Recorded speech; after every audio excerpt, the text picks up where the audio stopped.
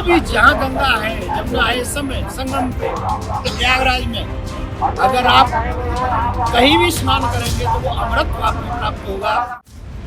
देवकी नंदन ठाकुर ने टाल दिया बड़ा हादसा।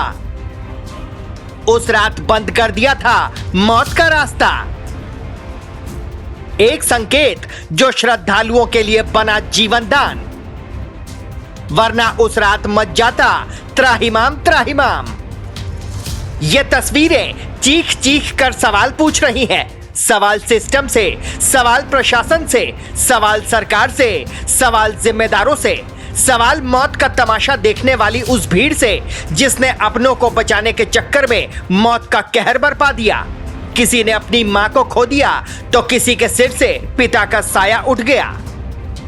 ये तस्वीरें प्रयागराज की हैं, जहां पर चारों ओर कहर बरपा हुआ है। लेकिन यह कहर और भी बड़ा हो जाता अगर देवकी नंदन ठाकुर ने अपील नहीं की होती तो यहां पर और भी लोगों की जान जा सकती थी। अमृत स्नान करने के लिए भक्तों की भारी भीड़ थी। प्रशासन मुस्तैदी के साथ खड़ा था।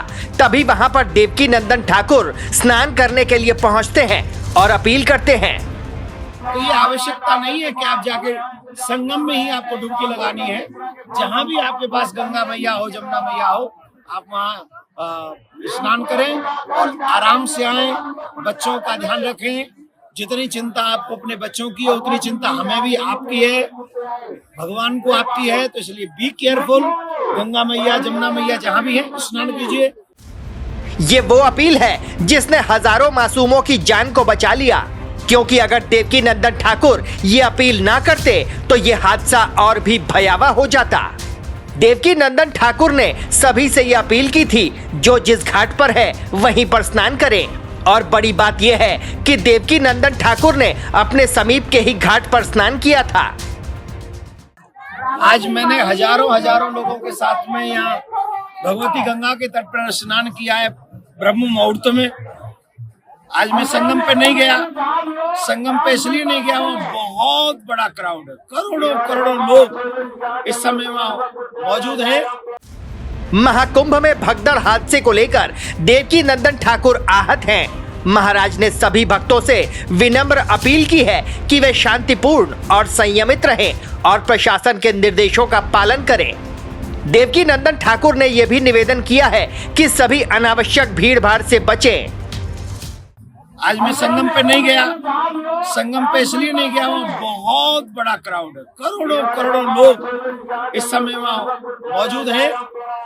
और इस समय तो अमृत गंगा जमुना की धारा में बह रहा है पूर्णतः।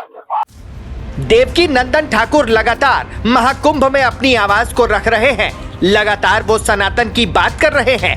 लगातार वो हिंदुओं की बात कर रहे हैं, क्योंकि देवकी नंदन ठाकुर हर सनातनी को अपना भाई मानते हैं। शायद यही वजह है कि देवकी नंदन ठाकुर को हर सनातनी की जान की परवाह है। और यही प्रयागराज की उस रात भी देखने को मिला।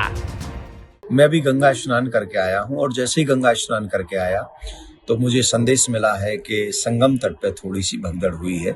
मैं आप सबसे निवेदन करूंगा कि इस समय प्रयागराज में कुंभ में बहुत बड़ा जन सैलाब है। दूसरी बात ये निवेदन करूंगा कि मैं स्वयं गंगा में स्नान किया हूं, ना कि संगम पे गया हूं। संगम पे इसलिए नहीं गया हूं क्योंकि इस समय वहां संख्या बहुत है और मैं अगर गंगा के तट पे स्नान कर रहा हूं तो मुझे वही फल मिल रहा है जो संगम में स्नान करने का फल मिल रहा है। हादसे होने के बाद देवकी नंदन ठाकुर के चेहरे पर मायूसी पूरी दुनिया ने देखी, लेकिन देवकी नंदन ठाकुर ने एक बड़े हादसे को भी टाल दिया। देवकी नंदन ठाकुर की अपील के बाद श्रद्धालु कंट्रोल में नजर आ रहे थे। अब आपकी क्या कुछ राय है इस खबर को लेकर, हमें कमेंट करके जरूर बताएं। Team news watch India.